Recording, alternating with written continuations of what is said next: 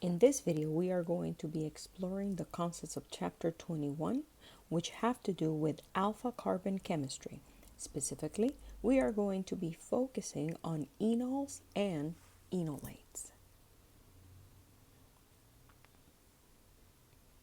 In order for us to talk about enols and enolates, we must first understand if we have a functional group with a carbonyl functionality, what are the labels for the positions that are close to that carbon double bonded to oxygen? That, as you can see in the slide, is labeled in red. Now, understand that the carbon atom, that it is directly attached to the C double bond O, that I am labeling in yellow, that position, it doesn't matter if it's left or right, and in this case we're talking about a ketone, that is known as the alpha carbon. One carbon away from that, which I am right now labeling in green, that is known the beta carbon. And as you can see, as we extend or move away from the C double bond O, Greek letters are going to be used to describe the proximity of the carbon atoms to that C double bond O. Now, understand, and as we progress in this chapter, that this is not exclusive for ketones. Aldehydes have the same labeling. It's just that, remember, we are at this moment labeling the carbon atoms in terms of the proximity to the C double bond O. Now, understand that the majority of this chapter, whenever we explore reactions, we are going to be focusing specifically at what is happening to the alpha carbon, which is the position that I just did, label it with check marks.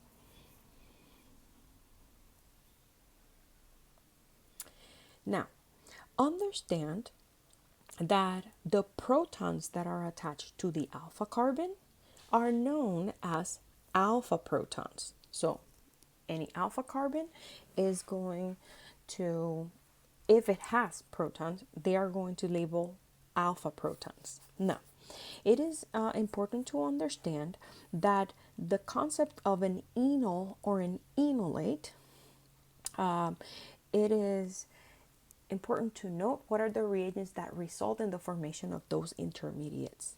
Because at the end of the day, enols or enolates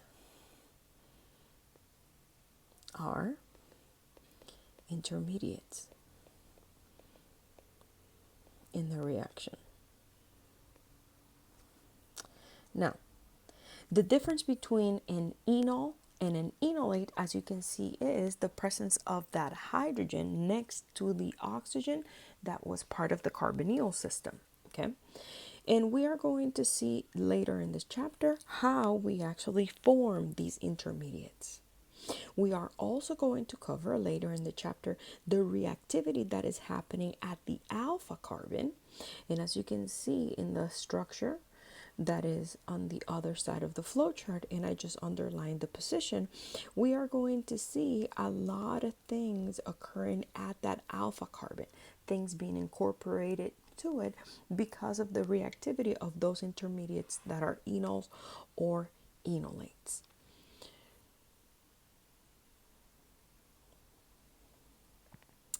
Now, let's first go over what an enol is. If you start with a ketone or an aldehyde, and in the example that we have on the slide, we are starting with a ketone. In the presence of acid or base, a ketone or an aldehyde exists in equilibrium with an enol.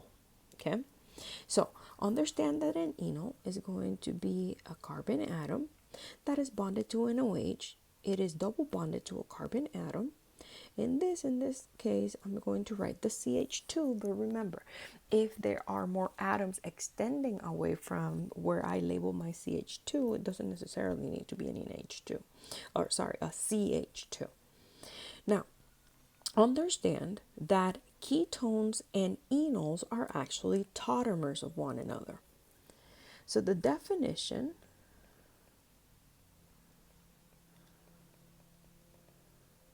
for a tautomer is, these are going to be isomers of a compound,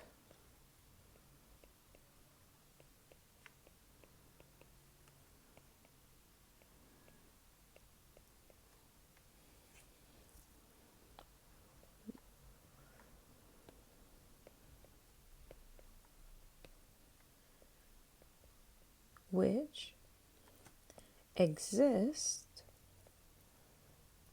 together in equilibrium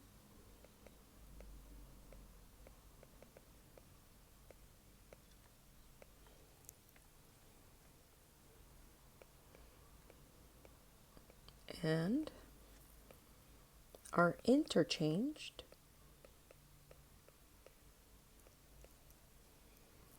by migration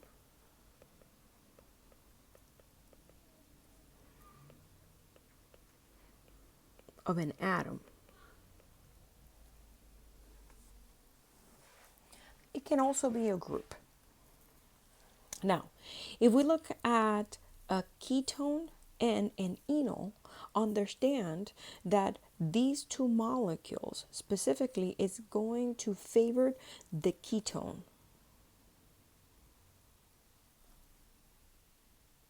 When these two are present in a solution. So understand that in terms of the two forms, the ketone is going to be the one that is going to prevail. Now, understand that there are exceptions, okay? And the example below illustrates when an enol is actually the one that is favored in an equilibrium. So as you can see here, if we have this diketone, okay, and this is the name of it, as you can see, is just 1,3-diketone. Now, understand that in this specific structure, the enol of a 1,3-diketone is stabilized by conjugation and intramolecular H bonding. So that's why if you have a diketone, it is more stable, and typically in equilibrium, we are going to see the enol being favored.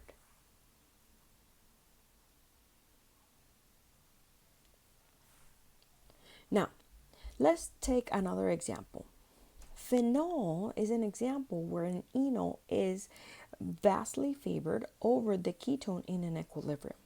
So let's say that we have the molecule on the left that, as you can see, it has two double bonds inside the 6-member ring system. This, as you can see, when it tautomerizes, it forms a phenol molecule.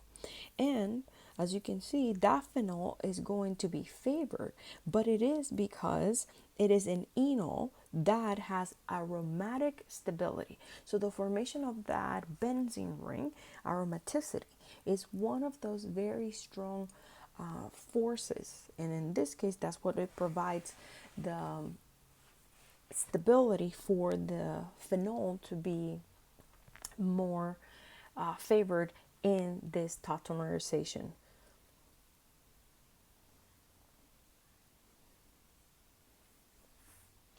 The mechanism of tautomerization depends on whether it is acid catalyzed or it is base catalyzed. We are first going to explore the mechanism under acidic conditions. So, when we are under acidic conditions, as you can see in here, this general structure, as you can see, we're using a ketone, but remember that aldehydes can also be part of the process. So you're going to have your carbonyl group being protonated, okay? And then once that protonation occurs, then understand that we're going to have resonance stabilization of that compound, okay? In the next step, we are going to have specifically the deprotonation of the alpha proton, okay? And that's what's going to give rise to the enol.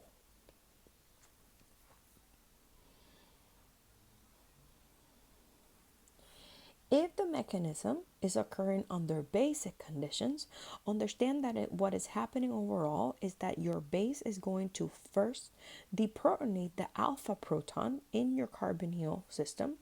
Then you're going to have a resonance stabilization. So as you can see, in this case, we are going to form an enolate. And then that enolate is going to then be protonated, utilizing water as your source of protons, and is going to grab a hydrogen at the oxygen atom, and that's how we have an enol being formed under basic conditions.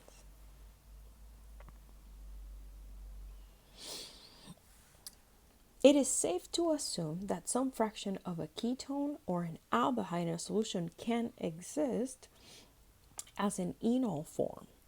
Because remember that in essence, what we are doing overall is that alpha position, okay, in that enol is going to be nucleophilic. Now, understand that as you can see illustrated here in the resonance stabilized structures, we can actually see how the nucleophilicity is happening at the alpha carbon position.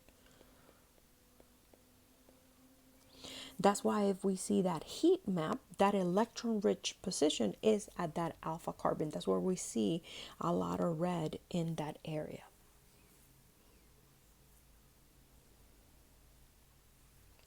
Now, understand that if we have a particular aldehyde or ketone in the presence of a strong base, then the intermediate that we are going to be forming is the enolate.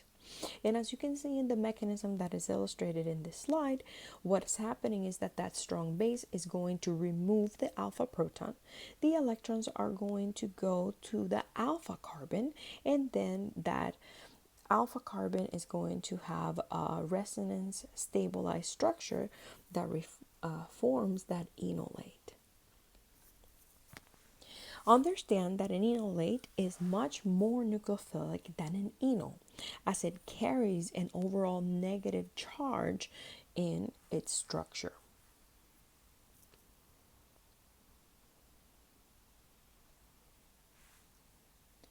Understand that when it comes to the reactivities of these intermediates that we just learned how they form, the enolates can actually undergo a carbon attack or an oxygen attack.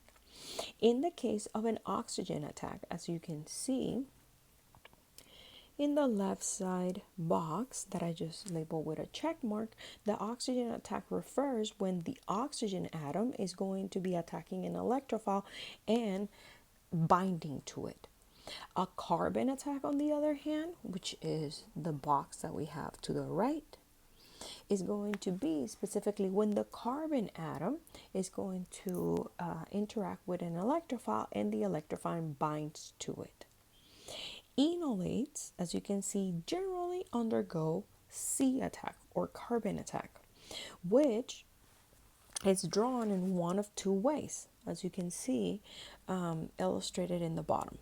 It always depends on which resonance structure and form of the enolate it is used. So, if you have the enolate form that is coming from the second box, so this is from second box,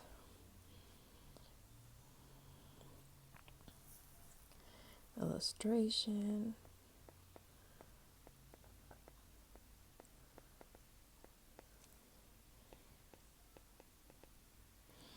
but this is the enolate form of the O minus.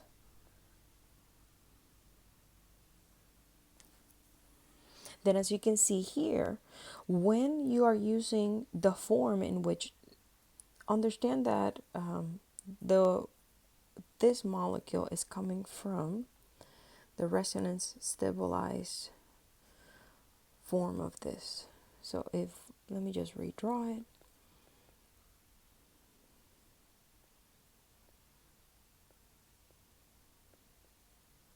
So that structure that we have in the bottom comes from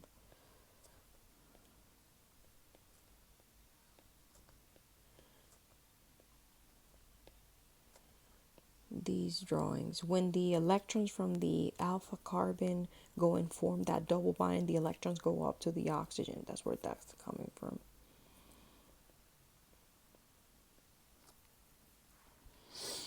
Then, if you're utilizing that form of the enolate to do the carbon attack, understand that the electrons must come down from the oxygen and then from the double bond. That's how we're going to draw the arrow to the electrophile.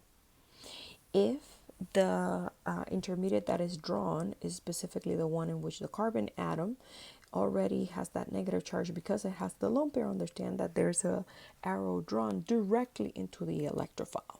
Okay, understand that most of the reactions that we are going to be seeing throughout this chapter is going to be involving enolates specifically. So you're going to be seeing a lot of the arrows that we are seeing in the bottom of this slide.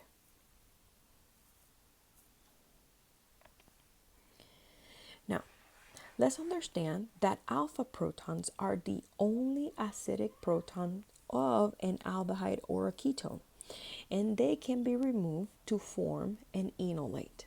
Okay? Beta, gamma protons are not acidic, so deprotonation will not be yielding a resonance stabilized intermediate. Remember that removal of those acidic protons, then because we have that neighboring C double bond O, that's where the resonance stabilization is happening.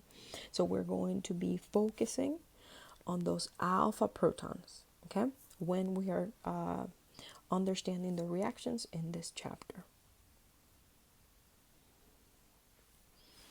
If we give a value to specifically those protons, meaning what is the pKa of them, understand that the pKa is going to be around, as you can see, 16 to 20. Here we just have specifically the value 16.7 to 19.2, and I just gave more generalized because every time we talk about the pKa of a ketone is around 20, but understand that there's very specific values given in table 21.1. So one of the things is that when we are trying to talk about the formation of enolates, then we need to specifically suggest bases that will be able to accomplish and form those enolates. So what you have here in this slide in table 21.1 is just giving you the general pKa values for ketones specifically, and then you have acetaldehyde in the bottom. But overall, we see how the alpha protons are going to be acidic, and in the presence of base, they are going to be removed to result in the formation of the enolates that you see on the right side of the table.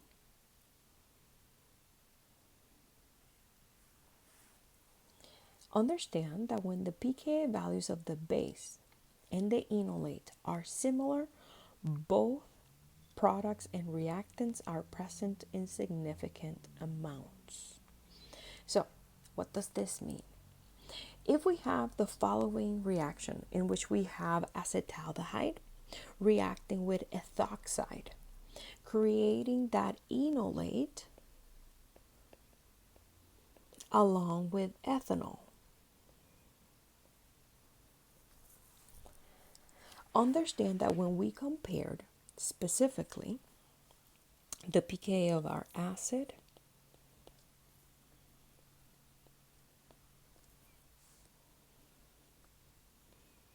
and our conjugate acid,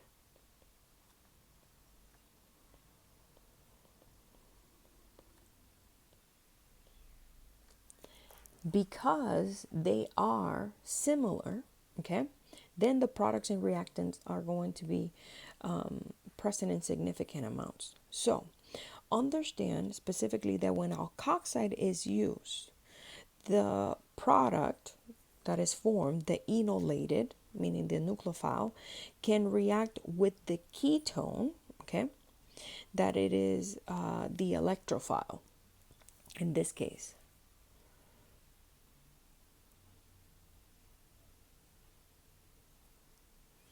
So understand that there's ways in which we can control this and have more of a reaction in which we have the enolate being favored. Okay, so to irreversibly and completely form the enolate, and we don't have that issue of the product going back in and reacting with the reactant, a stronger base like sodium hydride can be utilized. Okay, so in this reaction, understand that if sodium hydride is utilized as a base, and again, we are using acetaldehyde as our aldehyde, what is happening overall is that you're making molecular hydrogen. And molecular hydrogen is going to just be bubbling off the reaction. That is going to give you a greater amount of enolate form for that reaction. Another base that can be utilized is LDA. Okay. When it comes to LDA, which is lithium diisopropylamine, okay, understand that it is also it can also be utilized in order to form that enolate. Now, understand that in the slide, what you see in the bottom, okay, is that lithium diisopropylamide, because I think I said amine in a few moments. So LDA is this, is lithium diisopropylamide. It is formed by taking diisopropylamine and reacting with N-butyllithium, and that's how you form the LDA.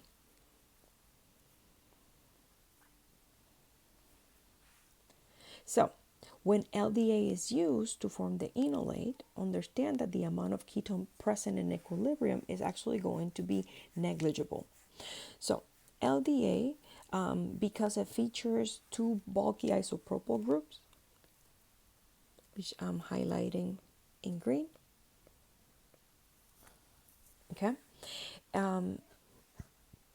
is what allows it to be a strong base, okay, but not a good nucleophile. So that's why overall, if we look again, and we compared here, and we treat this as an acid, and this is going to be the conjugate acid, because we just have a deprotonation. Understand that in the product of the reaction, that conjugate acid has a higher pK, means that is a Wirtz acid. That's why this is a more favorable reaction, and the enolate is going to be made in higher amount.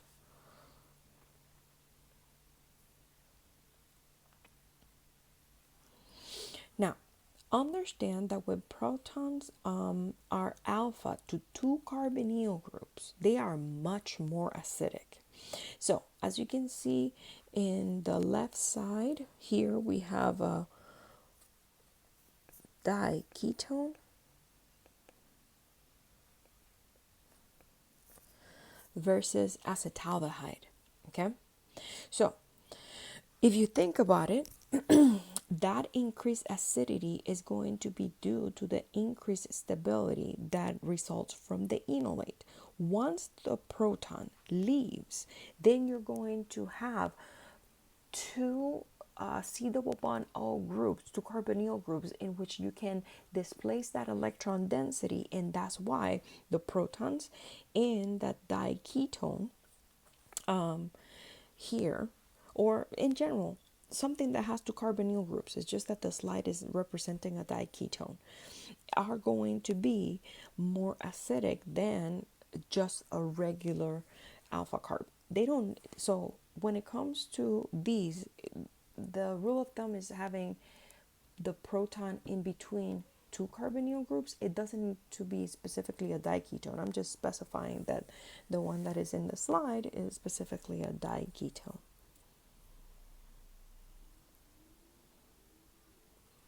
So a 1,3 dicarbonyl group are acidic enough again, to irreversibly deprotonate by an alkoxide.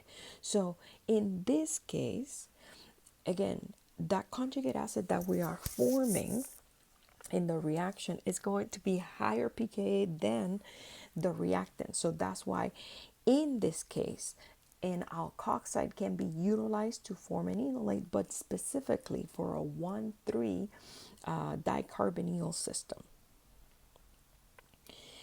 So for this reaction, you don't need to go into utilizing sodium hydride or using LDA, because alkoxides will be good enough to form that enolate.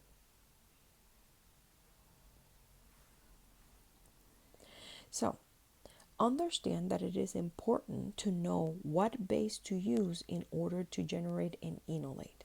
And it is all going to depend on the carbonyl compound and the desired result. Okay? Remember, when it comes to aldehydes and ketones, the best reagents that we have, which I'm going to highlight in red, if you want the irreversible formation of an enolate, will be utilizing sodium hydride or LDA. If you have specifically a 1,3 dicarbonyl system, then you can use, I'm going to utilize a different color, I'm going to use lavender. So in a 1,3 dicarbonyl system, we can use strong base, or we can use an alkoxide. And remember, the reason is that in that 1,3 dicarbonyl system, the product that we're going to have after that base have deprotonated, the alpha proton, is going to result in a conjugate acid that is actually higher pKa units, meaning that it is a worse acid than the protons that are located in the alpha positions.